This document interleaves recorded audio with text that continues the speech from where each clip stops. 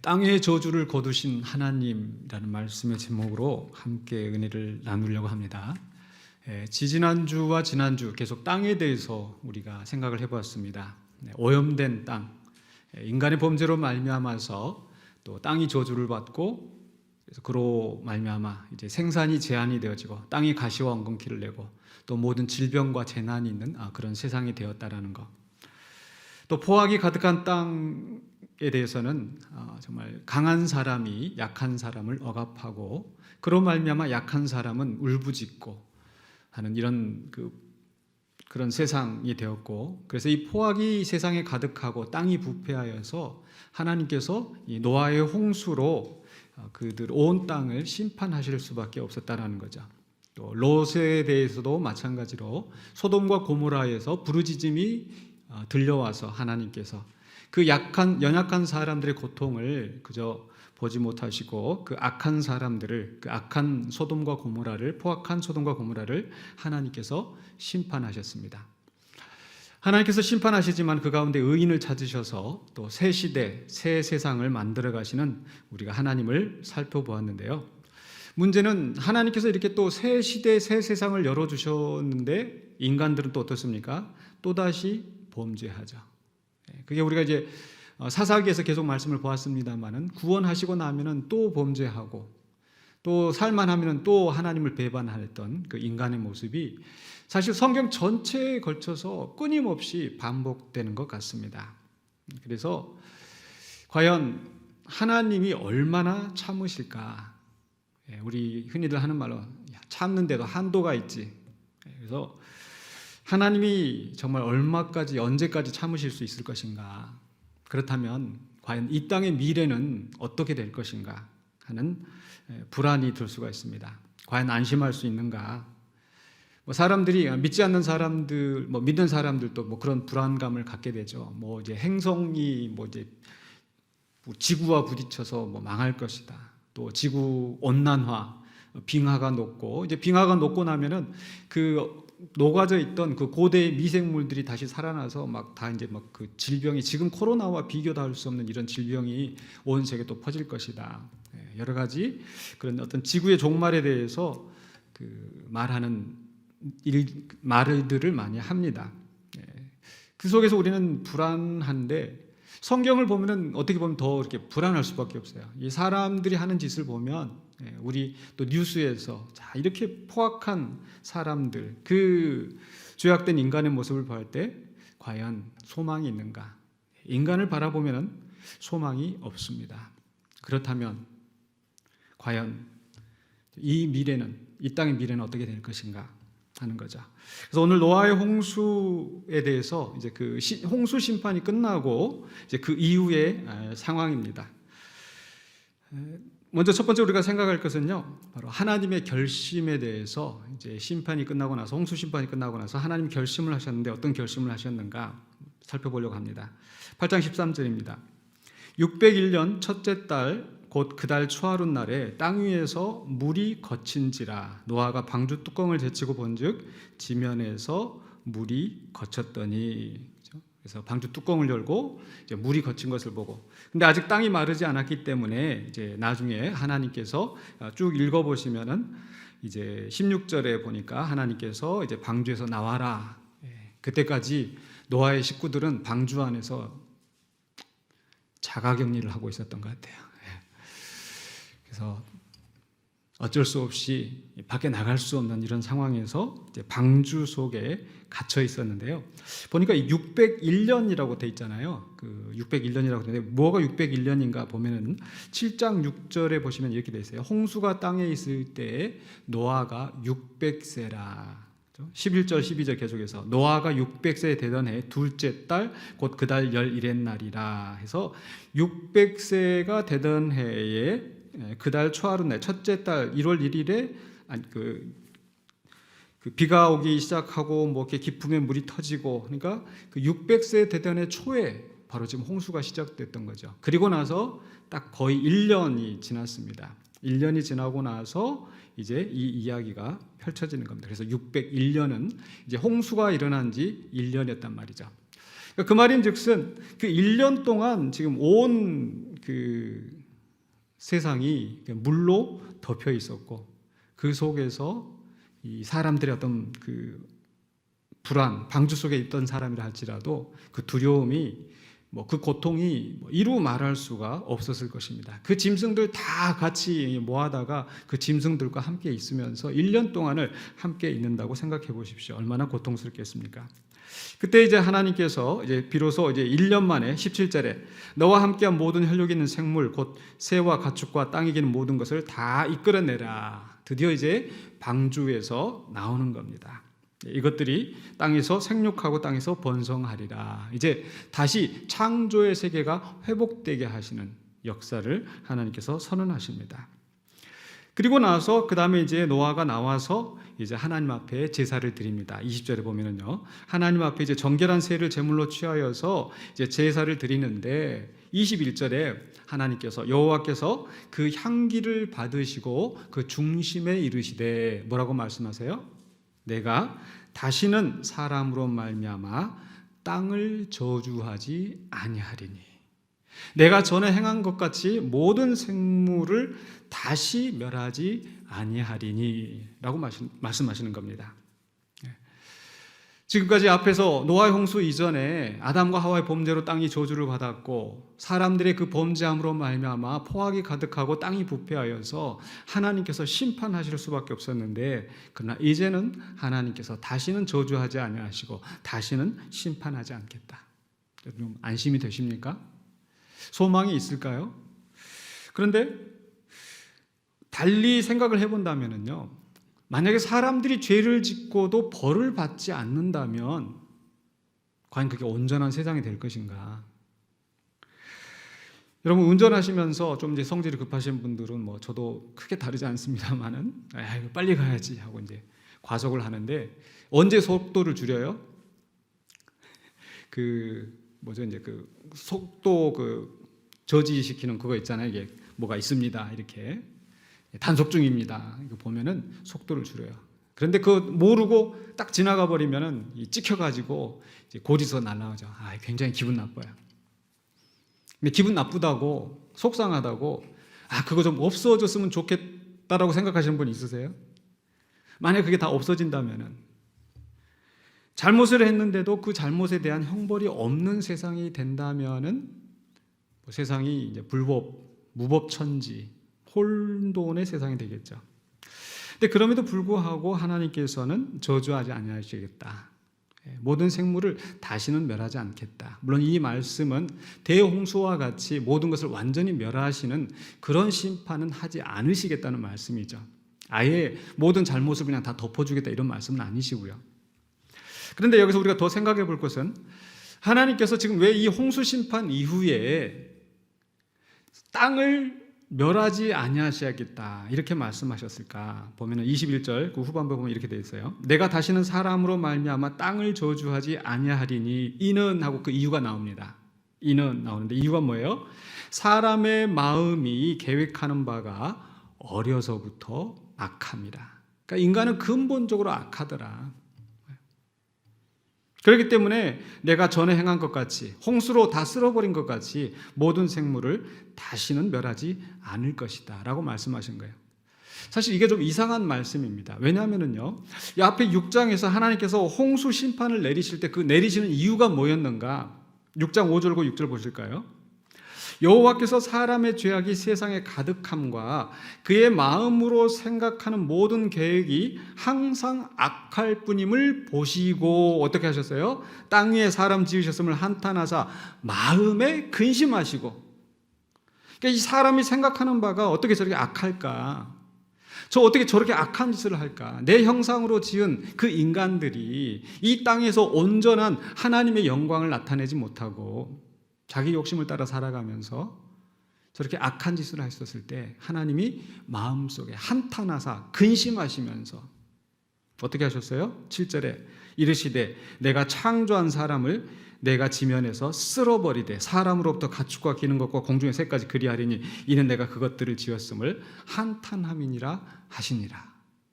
그러니까 사람이 마음으로 계획하는 바가 악한 것을 보시고 하나님께서 홍수로 다 쓸어버려야겠다 작정하신 거죠.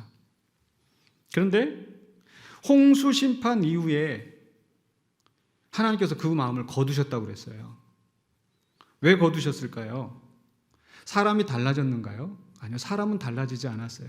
사람은 여전히 악하고 항상 그 마음에 생각하는 것이 악하고 죄를 짓고, 그런데 뭐가 달라졌는가? 사람은 달라지지 않았다니까요. 우리 전라도 말로 그런 거 있습니다. 네가 한번 연금을 봐야지. 뭐 잘못된 길로 가고 있으면은 뭔가 한번 혼이 나야 그런 짓을 다시는 안 하지. 근데 사람들이 이 홍수를 겪고 나서 야, 이렇게 우리 멋대로 살았더니 하나님께서 온 세상을 다 쓸어버리시더라.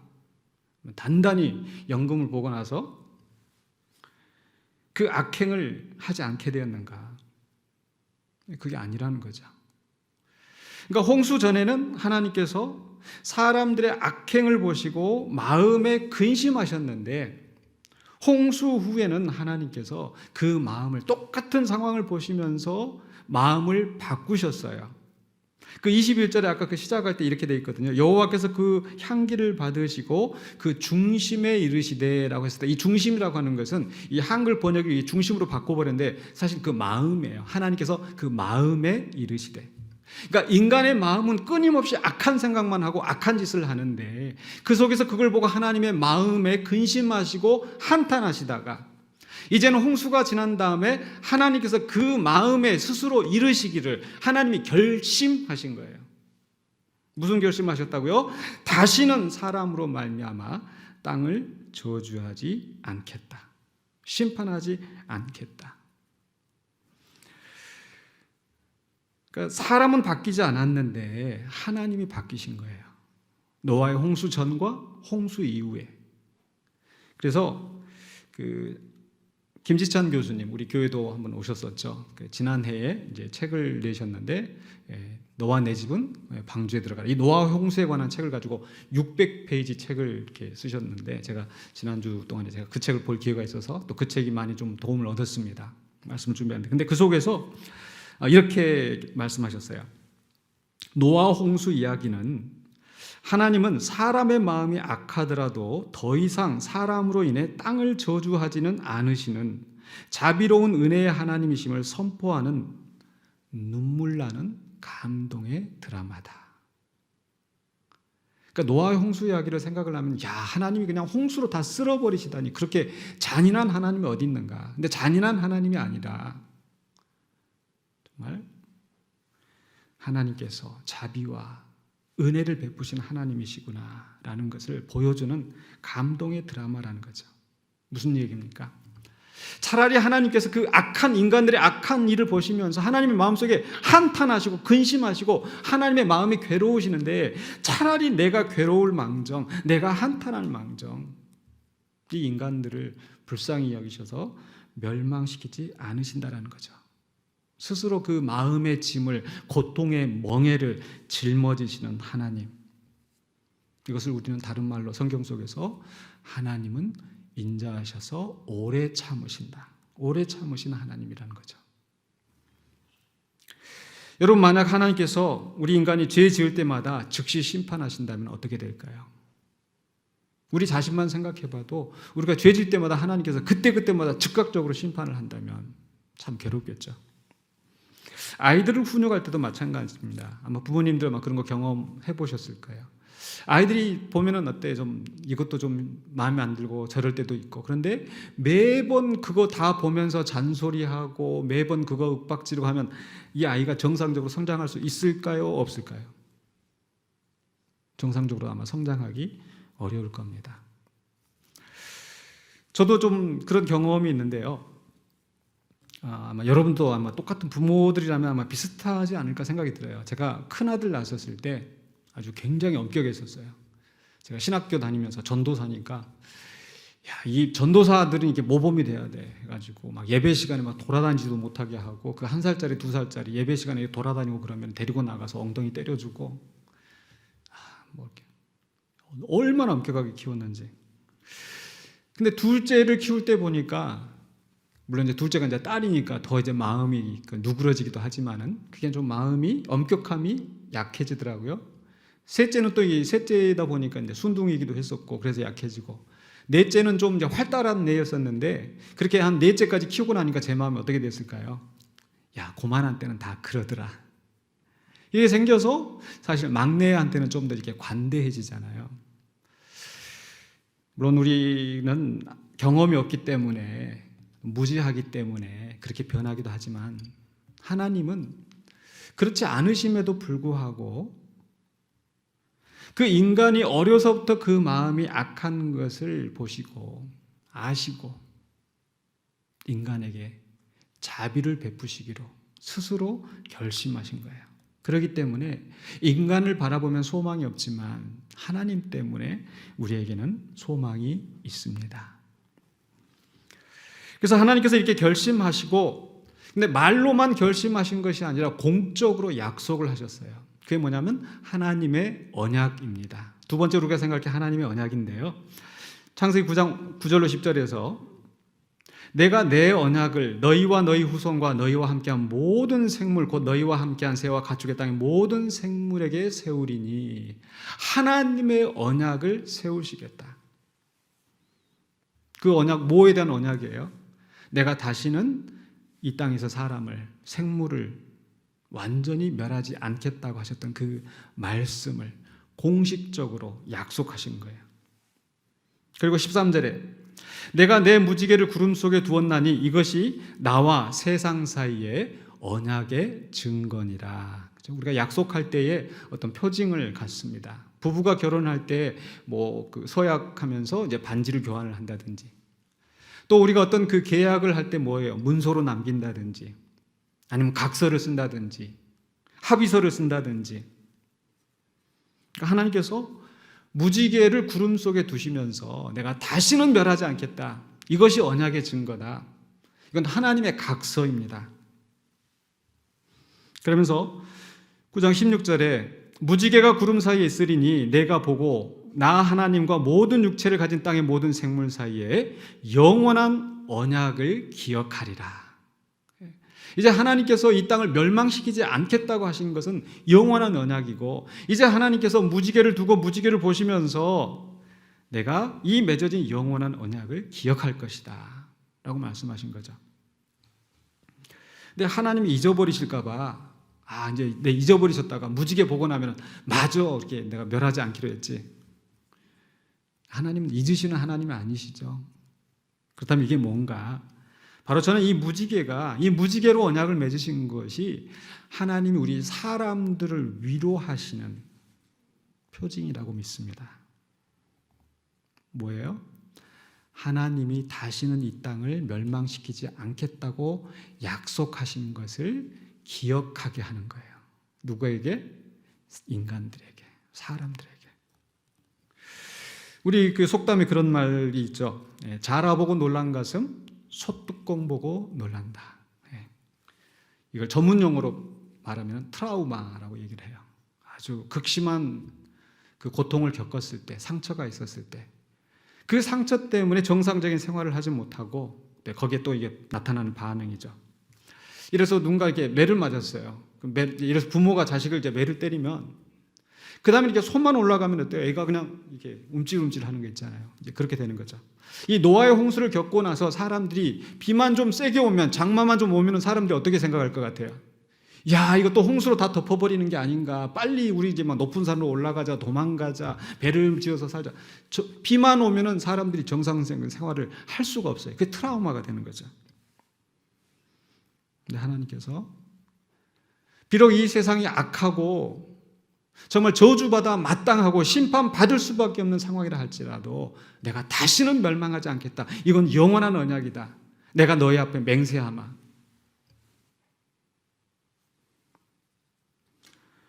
시편 103편 10절에서도 바로 하나님께서 우리 시편 기자를 통해서 이렇게 찬양하게 하셨어요. 우리의 죄를 따라 우리를 처벌하지는 아니하시며 우리의 죄악을 따라 우리에게 그대로 갚지는 아니하셨으니. 이게 하나님의 은혜인 줄로 믿습니다. 인간의 죄악대로라면 다 이미 엎어버리고 다 쓸어버려도 인간이 아무 할 말이 없습니다. 그러나 하나님은 죄를 그대로 갚지 않으신다는 거예요. 어떻게 보면 저는 이 말씀을 보면서 이 악한 사람, 주변에 물론 저도 악하겠지만 주변에 악한 사람들을 보면서 참 이 실족했던 마음이 좀 풀렸습니다. 야, 어떻게 사람이 저럴 수 있을까? 어떻게 신앙인이라고 하는 사람이, 어떻게 몇십 년 동안 신앙생활을 했다는 사람이 인격이 저 정도밖에 안 될까? 어떻게 저런 말을 할 수 있을까? 하나님은 심판하지 않으시는가?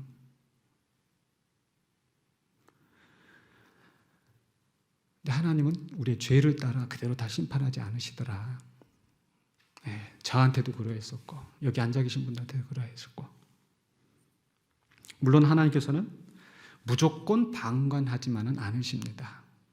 네, 홍수로 다 쓸어버리지 않으신다고 했지, 아예 심판하지 않으면은 다 인간들이 제멋대로 가서 무법천리가 되기 때문에 필요한 때, 꼭 필요한 때 적절하게 하나님을 심판하세요. 출애굽기에서도 보면 하나님께서 바로를 강팍하게 놔두실 때가 있어요. 고집부리게 그대로 버려두실 때가 있어요. 그것 때문에 이스라엘 백성은 괴롭고 고통당하지만 하나님께서 뜻하신 바가 있기 때문에, 이루시는 일이 있기 때문에 하나님께서 놔두시는 거예요. 바로가 아무리 강팍하게 구려도 우리는 하나님께서 그를 주관하시고 섭리하신 줄로 믿습니다. 그렇기 때문에 우리 주변에 악한 자들로 말미암아서 시험들 이유가 전혀 없어요. 우리는 지난 우리가 새벽 시간에 묵상 말씀 나눌 때 제가 여러분 앞에 말씀드렸었는데, 하나님한테 맡기면 돼요. 하나님 심판해 주시길 원합니다. 하나님 정말 억울해요. 하나님이 억울한 거 아시잖아요.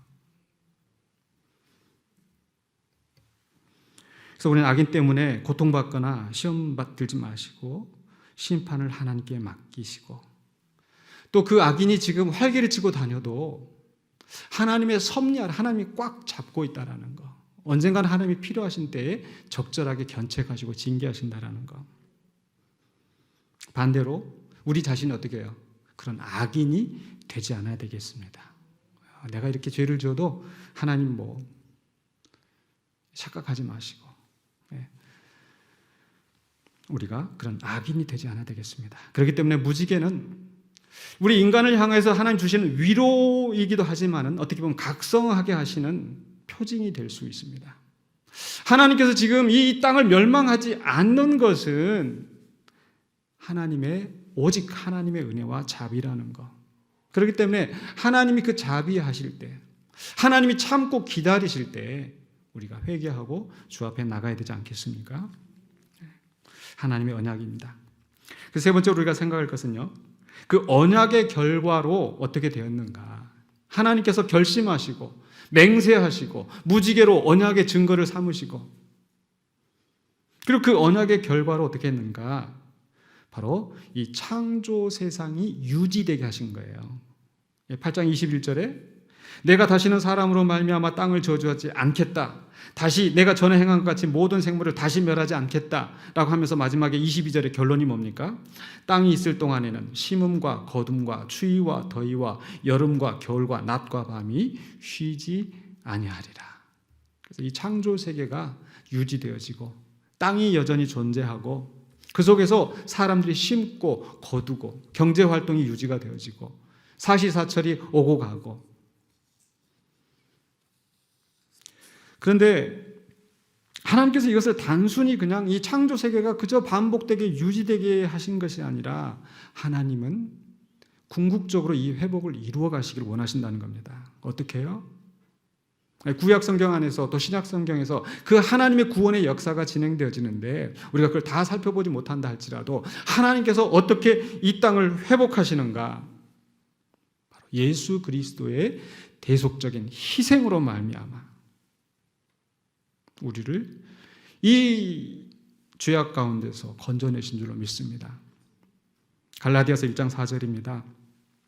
그리스도께서 하나님 곧 우리 아버지의 뜻을 따라 이 악한 세대에서 우리를 건지시려고 우리 죄를 대속하기 위하여 자기 몸을 주셨으니, 악한 세대에서 우리를 건지시려고 자기 몸을 던지셔서 십자가에서 죽으시고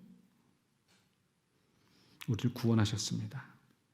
지난주에도 잠깐 말씀드렸지만은 이 노아나 아브라함과 다른 점, 이 포악한 세대에서 하나님이 의인을 찾으시고 그 의인들을 통하여 새로운 세대를 이루어 가시는데 그들도 흠이 있었다고 그랬었죠. 완전하지 못했습니다.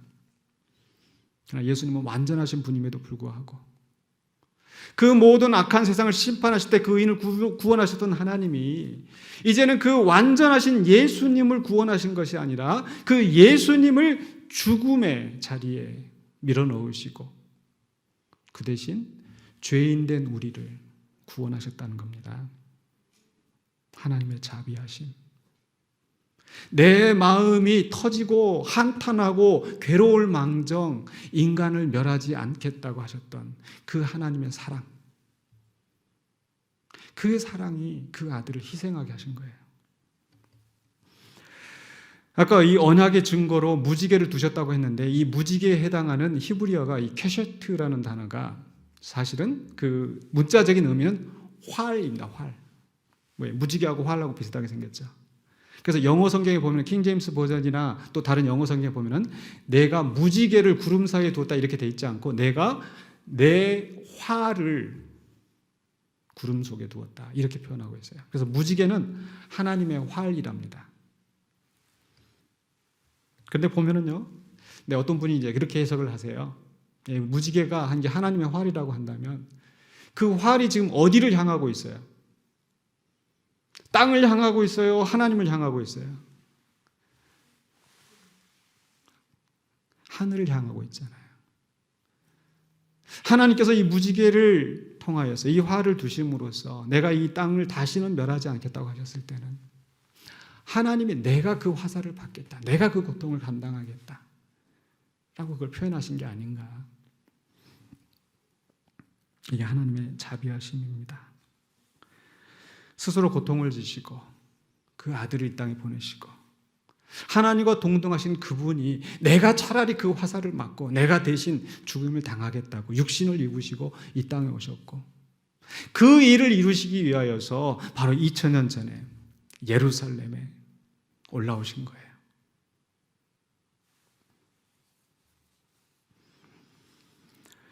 바로 예수 그리스도의 대속적인 희생으로 말미암아서 우리가 구원의 은총을 입었습니다.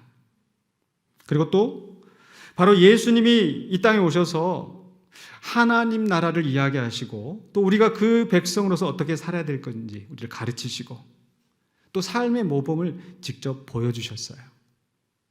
제자들 앞에서도 그 겸손하게 그들의 발을 씻으시면서 사랑하는 법을 보여주시고 내가 너희의 발을 씻은 것처럼 내가 너희를 사랑한 것처럼 너희도 서로 사랑하라.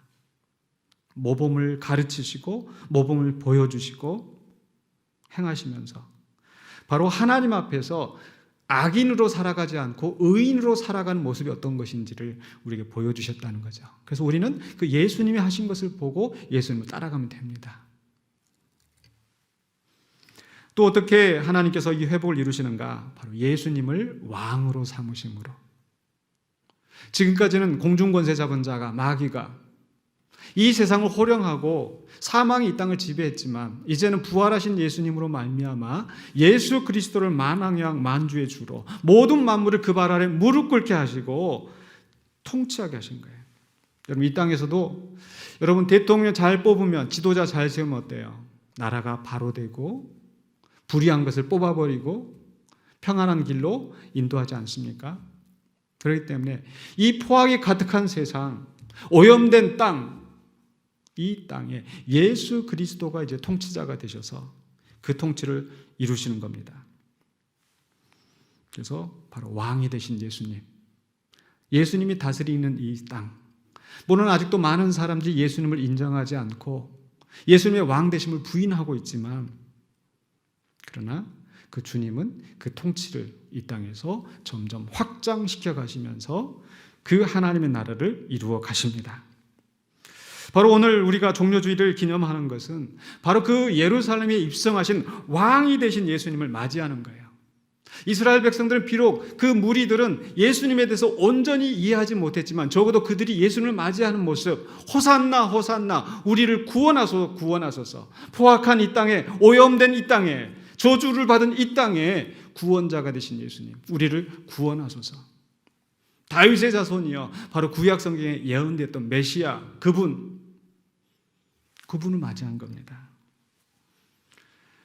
예수님을 왕으로 영접한 거예요. 예수님의 기적을 직접 체험했거나 또는 소문으로 들었거나 그걸 보면서 바로 이분이 성경에서 예언됐던 메시아. 물론 그 제자들은 그 예수님이 이후로 이제 예루살렘에서 어떤 일을 당할 건지, 그 죽으심에 대해서, 고난에 대해서 전혀 상상도 못했고, 더더군다나 부활을 하실 거라고는 예상도 못했었는데, 그래서 제자들은 예수님이 고난당하실 때 예수님을 떠나고 도망가고 부인하고 방황했습니다.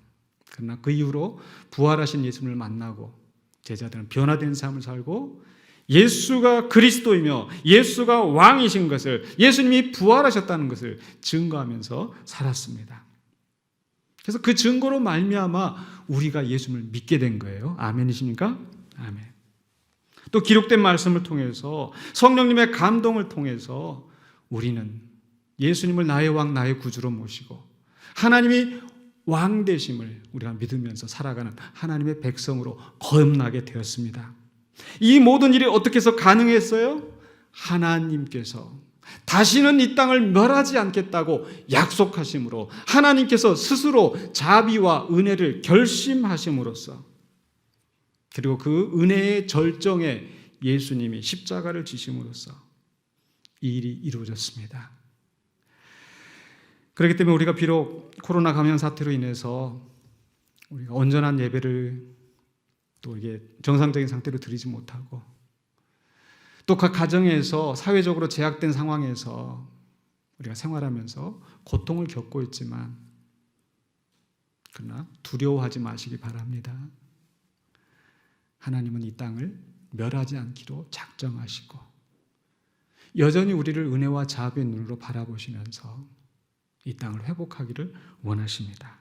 그렇기 때문에 특별히 우리가 이제 고난의 절기 또 부활절을 맞이하면서 우리가 낙심하거나 좌절된 마음이 아니라 오직 하나님께 소망을 두고 그 은혜 아래 살면서 바로 이 죄악된 세상 가운데서 또 그 시험에 들지 아니하고 죄와 싸워 이기면서 하나님께서 이루고자 하시는 그 구원의 뜻을, 하나님의 나라를 함께 이루어 가시는 저와 여러분이 되시기를 주의 이름으로 축원합니다.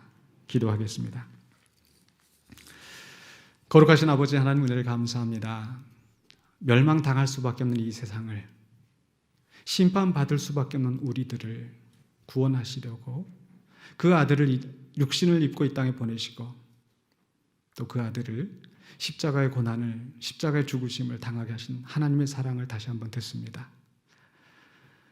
이제 우리가 어려운 가운데 있지만은 그 여전히 우리를 사랑하시고 붙드시는 하나님의 은혜를 바라보면서 또 우리가 하나님의 백성, 하나님의 자녀로서 또 이 세상의 빛과 소금이 되어서 이 어려운 시기를 넉넉히 이겨나가는 신실한 주의 백성 되게 하여 주시옵소서. 예수 그리스도 이름으로 기도하옵나이다. 아멘.